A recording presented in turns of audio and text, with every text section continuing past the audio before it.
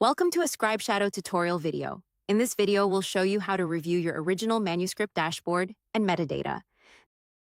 This tutorial starts in advanced mode. Simple mode gives you one guided translate and export path.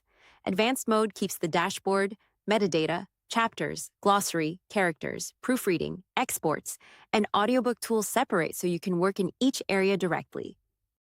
Use the language selector to choose which workspace you are viewing.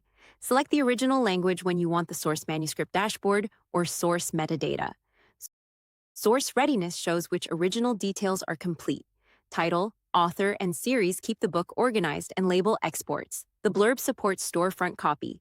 Genre can help translation tone. Keywords help discoverability, and the cover supports publishing assets. Language progress shows target language work across the book. Use it as a quick scan of which languages have not started, are in progress, or are complete. Use the cover area to upload a cover image for the sourcebook. You can also open cover generation or cover history here. Cover generation and translation are covered in a later dedicated video. Quick links open common book actions from one place, including metadata, language setup, translation, proofreading, chapter uploads, audiobooks, exports, and support. Recent exports shows files that have already been generated.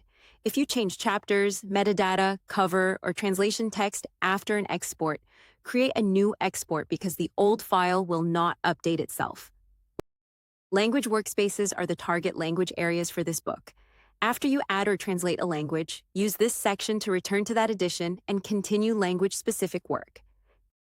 Click Metadata when you want to edit the source details for the original manuscript. Open Metadata to edit the source details. Title, author, series, and source language keep the book organized and label generated files. The blurb is your source storefront description and can be translated later. Intended audiences describe who the book is for. These labels can help ScribeShadow understand reader expectations, tone, and language choices before translation. Use the Help button when you want more detail about what each audience option means before choosing labels. Intended audiences describe who the book is for. Some audience labels can affect translation behavior, such as clean language guardrails, romance reader guidance, or formal and informal reader address for nonfiction. Use AI-assisted metadata when you want ScribeShadow to suggest genres, tropes, keywords, and intended audiences from the manuscript before you fill everything in manually.